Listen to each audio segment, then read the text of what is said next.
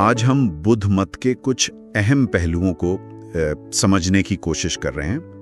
ہمارے پاس کچھ نوٹس ہیں، کچھ سوالات ہیں اس قدیم روایت کے بارے میں۔ مقصد تو یہی ہے کہ اس کی جو بنیادی تعلیمات ہیں اور آج کے دور میں اس کی کیا اہمیت ہے اس پر بات کریں، وہ بھی مختصر انداز میں۔ تو چلیں شروع کرتے ہیں۔ یہ سفر شروع ہوتا ہے سدھارتھ گوتم سے، 6 یا 5ویں صدی قبل مسیح، شمالی ہندوستان میں، جو بعد میں بدھ یعنی روشن خیال کہلائے۔ لیکن جو نوٹس میں نے دیکھے ان میں سب سے زیادہ زور دکھ پر ہے، تکلیف۔ کیا یہی وہ مرکزی نقطہ ہے؟ جی بالکل، بدھ مت کی آپ کہہ سکتی ہیں ساری تعلیمات اسی ایک مسئلے کے گرد گھومتی ہیں، دکھ یعنی تکلیف یا عدم اطمینان، اور اس سے نجات کیسے حاصل کی جائے۔ اچھا۔ اور بدھ نے اس کے لیے ایک درمیانی راہ بتائی، یعنی نہ تو بہت سخت ریاضت اور نہ ہی دنیاوی لذتوں میں بالکل کھو جانا، ایک توازن۔ صحیح۔ اور اسی راستے کی بنیاد ہیں وہ 4 عظیم سچائیاں جن کا ذکر ہے نوٹس میں۔ پہلا کہ زندگی میں دکھ ہے، دوسرا اس کی وجہ ہماری خواہشات ہیں، تیسرا ان خواہشات کو ختم کر کے دکھ ختم ہو سکتا ہے، اور چوتھا اس کا طریقہ ہے وہ 8 حصوں والا راستہ، اشٹانگک مارگ۔ جی ہاں، اشٹانگک مارگ۔ اور یہ 8 حصے صرف کوئی فلسفہ نہیں ہے، یہ تو عملی زندگی گزارنے کے اصول ہیں، جیسے صحیح سمجھ، صحیح ارادہ، صحیح بول چال، صحیح عمل، صحیح ذریعہ معاش، پھر صحیح کوشش، صحیح ہوش مندی اور صحیح غور و فکر یعنی مراقبہ۔ خاص طور پر یہ صحیح ہوش مندی یعنی مائنڈفلنس، یہ آج کل بہت مقبول ہے۔ ہاں، مائنڈفلنس کا تو بہت سنتے ہیں۔ اچھا، یہیں پر پھر وہ کرما، سمسارا اور نروان کے تصور آتے ہیں۔ کرما یعنی اعمال کا نتیجہ، جو سمسارا پیدائش اور موت کے چکر کو چلاتا رہتا ہے۔ یہ تو کافی سیدھی بات لگتی ہے۔ ہاں، کرما اور سمسارا تو نسبتاً سمجھنا آسان ہے، لیکن نروان کا تصور زیادہ گہرا ہے۔ نروان کا لفظی مطلب ہے بھج جانا۔ بھج جانا؟ جی، یعنی خواہش، نفرت اور لا علمی کی جو آگ ہے اس کا بجھ جانا۔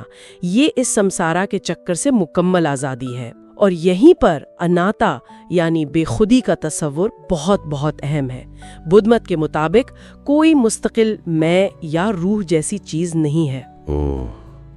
کوئی مستقل میں نہیں، یہ تو واقعی ایک انقلابی خیال ہے، سمجھنا تھوڑا مشکل ہے۔ اچھا، نوٹس میں مختلف فرقوں کا بھی ذکر ہے، تھیرواد اور مہایان۔ ان میں کیا فرق ہے بنیادی طور پر؟ جی، ان میں بنیادی فرق مقصد اور راستے کا ہے۔ تھیرواد، جسے بزرگوں کا مکتب بھی کہتے ہیں، وہ انفرادی نجات پر زور دیتا ہے، یعنی ہر شخص خود کوشش کر کے نروان حاصل کرے۔ یہ زیادہ تر شری لنکا اور جنوبی مشرقی ایشیا میں ہے۔ ٹھیک ہے۔ جبکہ مہایان یعنی عظیم گاڑی، اس کا آئیڈین ہے بودھی ستوا۔ بودھی ستوا وہ ہے جو خود نروان حاصل کرنے کی صلاحیت رکھتا ہے، لیکن وہ اپنی نجات کو مؤخر کرتا ہے تاکہ تمام مخلوقات کی مدد کر سکے۔ یہ زیادہ تر مشرقی ایشیا جیسے چین، جاپان، کوریا میں پھیلا، اور مہایان میں یہ تصور بھی ہے کہ ہر جاندار کے اندر بدھ بننے کی صلاحیت یعنی بدھ فطرت موجود ہے۔ یہ بھی ایک اہم فرق ہے۔ یہ تو بہت دلچسپ ہے۔ اور بدھ پورنیما کا تہوار، جو بدھ کی پیدائش، روشن خیالی اور وفات تینوں سے منسوب ہے، نوٹس میں لکھا تھا کہ یہ مسلم اکثریتی ممالک میں بھی منایا جاتا ہے۔ کیا یہ ان تصورات کو عملی شکل دیتا ہے؟ ہاں، بدھ پورنیما ایک بہت اہم دن ہے۔ یہ ان تینوں واقعات کی یاد منانے اور اجتماعی طور پر بدھ کی تعلیمات پر عمل کرنے کا موقع ہوتا ہے۔ لوگ عبادت کرتے ہیں، مراقبہ کرتے ہیں، خیرات کرتے ہیں، اور اس کا مختلف ثقافتوں میں بشمول کچھ مسلم اکثریتی ممالک جیسے انڈونیشیا اور ملیشیا منایا جانا بدھ مت کی ایک طرح سے لچک اور اڈیپٹیشن کو ظاہر کرتا ہے۔ لیکن ایک سوال جو نوٹس میں بار بار اٹھایا گیا وہ یہ کہ بدھ مت اپنی ہی جائے پیدائش یعنی ہندوستان میں کیوں اتنا کم ہو گیا، کیوں زوال پذیر ہوا؟ اس کی کئی وجوہات بتائی جاتی ہیں۔ ایک تو ہندو مت کا دوبارہ ابھرنا اور کچھ براہمنی حلقوں کی مخالفت، دوسرا بدھ مت کا ترک دنیا اور رہبانیت پر زیادہ زور، جو شاید عام لوگوں کے لیے اتنا آسان نہیں تھا۔ پھر کچھ بنیادی سوالات جیسے خدا ہے یا نہیں، روح کا کیا تصور ہے، ان پر بہت واضح موقف نہیں تھا، یا کم از کم ایسا سمجھا گیا۔ اور آخر میں بیرونی حملے بھی ہوئے جنہوں نے بڑی بڑی خانقاہوں اور تعلیمی مراکز کو نقصان پہنچایا۔ تو یہ سب چیزیں مل گئیں۔ تو پھر آج کل خاص طور پر مغرب میں اس کی مقبولیت کیوں بڑھ رہی ہے؟ آخر ایسا کیا ہے اس میں جو جدید ذہن کو اپنی طرف کھینچ رہا ہے؟ میرے خیال میں اس کی ایک بڑی وجہ اس کی عقلی اور تجرباتی نوعیت ہے۔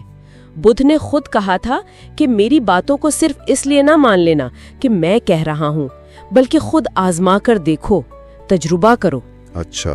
پھر اس کا نفسیاتی پہلو، یعنی ذہن کو سمجھنے اور ذہنی سکون حاصل کرنے پر جو زور ہے، اور یہ بات کہ یہ سائنسی دریافتوں سے ٹکراتا نہیں نظر آتا۔ جیسا کہ دلائی لاما نے بھی کہا ہے کہ اگر سائنس بدھ مت کی کسی تعلیم کو غلط ثابت کر دے تو بدھ مت اسے چھوڑنے کو تیار ہو جائے گا۔ یہ کھلا پن، یہ رویہ شاید آج کے دور کے لوگوں کو زیادہ اپیل کرتا ہے۔ یہ ایک طرح سے زندگی گزارنے کا عملی طریقہ یا فلسفہ فراہم کرتا ہے۔ تو آج ہم نے بدھ مت کی کچھ بنیادی باتوں، اس کے فرقوں، تاریخی اتار چڑھاؤ اور آج کے دور میں اس کی بڑھتی ہوئی اہمیت کے کچھ اہم نکات پر بات کی۔ جی بالکل، اور جاتے جاتے خیال شاید چھوڑا جا سکتا ہے سامعین کے لیے، یہ جو اناتا یا بے خودی کا تصور ہے کہ کوئی مستقل میں نہیں ہے، اگر ہم اسے سنجیدگی سے لیں تو یہ ہماری اپنی ذات کے بارے میں ہمارے تصور، ہماری شناخت اور دنیا کو دیکھنے کے انداز کو کس طرح بدل سکتا ہے۔ اس پر غور کرنا کافی دلچسپ ہو سکتا ہے۔